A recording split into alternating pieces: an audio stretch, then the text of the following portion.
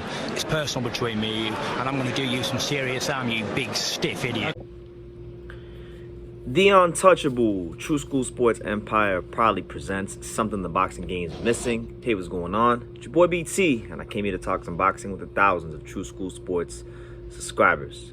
Alright, so when I was flying here to Vegas, this was all happening when I was on my way to the airport and flying and whatnot, and I haven't had a chance to chime in on this. So we'll chime in on this now because I think it is quite an interesting topic. Now, it was reported that Amir Khan failed a UCAT test for ostarine in the Kell Brook fight. So now there's all this media backlash about Amir Khan and him being a cheater and these kind of things. And obviously Khan has came out and he's denied it. He's pretty much said that he doesn't know how this substance of ostarine got in his body. It is worth noting as well, this substance that was in his body, I believe it was Povetkin. Alexander Povetkin tested positive for this many years ago before he had a scheduled fight with Bermane Stavern. So that doesn't bode well for Khan either, right?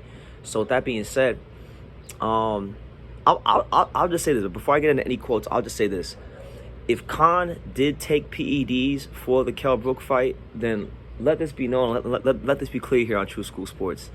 If he took PEDs for the Kell Brook fight, then PEDs must not work because, man, he got waxed. He got absolutely destroyed by Kell Brook. So I don't even think PEDs impact athletic performance at this point. If he's taking PEDs, then I don't think they really affect. They don't matter to an athlete's performance. To be told. So that's why I'm kind of raising my eyebrows, because it's like, okay, he failed the test, so I can't dispute that.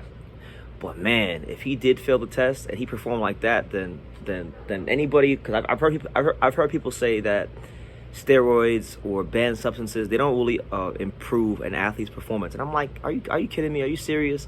But if this is the case here, then those people might have a point, to be honest with you. But yeah. He says, listen, Khan is adamant. He doesn't know how it got into his system. He doesn't know how it got there. Apparently, he has a 2-year ban, a 2-year ban, but basically, like, it's a backdated ban, so a year that's already been had.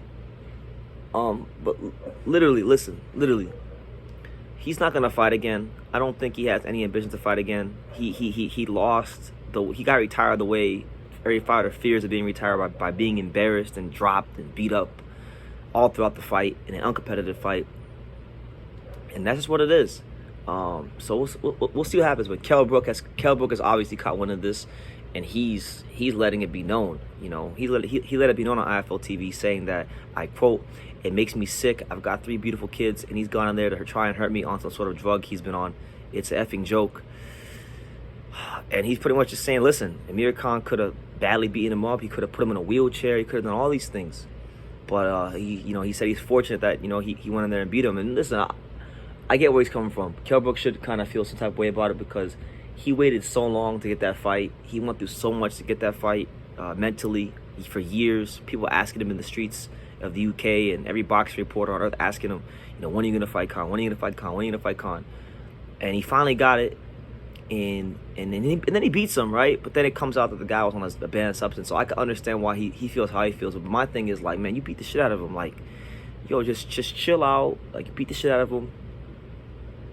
God protected both you guys despite any banned substances. And listen, I'm not here to point the finger. None of us are perfect. We all sin and we all fall short of the glory of God. But listen, the gym that he's in with the trainer he has and Mr. Engel, they don't necessarily have the most squeaky clean reputation in the sport of boxing. So, it is what it is. I just hope for Kell's sake, Kell doesn't come back and fight, because there's been all these rumors about him fighting Conor Ben, and there's been all these rumors about him,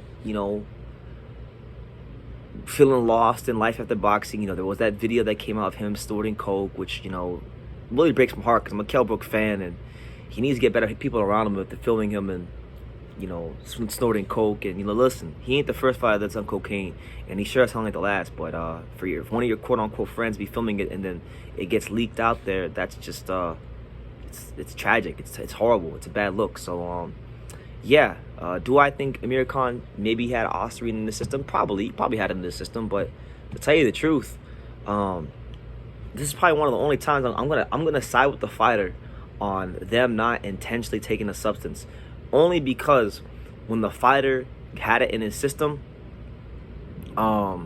he performed so poorly. He looked like he was like, if you would have told me that night, if you would have told me last February of 2022, yeah, BT True School, Amir Khan's on PED. He's got a banned substance in the system. I would have laughed at you. I would have said, no, of course not. Absolutely not. There's no way Amir Khan could have anything in the system. Look how he's getting his ass beat from pillar to post. So this is one of the few times where I'm gonna side with Amir Khan, and I'm gonna say, although he did fail the test with UCAD, I'm gonna say that I don't think he intentionally took something, and I do think maybe it got there on accident. But that's just me. That's only because of the performance. It's not because I like Khan or hate Khan or anything. It's literally just because he performed in such a piss poor fashion, and he didn't look explosive. He didn't look sharp. Nothing that night screamed to me that he was a guy that had ostarine in his system or any sort of PED in his system. So make of that what you will. Make sure you guys subscribe, because the support's been amazing this year. Make sure you guys keep doing that, and so I can keep growing and keep the dream alive here covering boxing. And yeah, like I say in every single one of these videos, you can love me or you can hate me, but I'm just a kid from Daniel. So until next time, take care, guys. Thank you for watching another video on the untouchable True School Sports Empire. For more great boxing content just like this video, click right here and make sure you subscribe. Much love from sunny South Florida.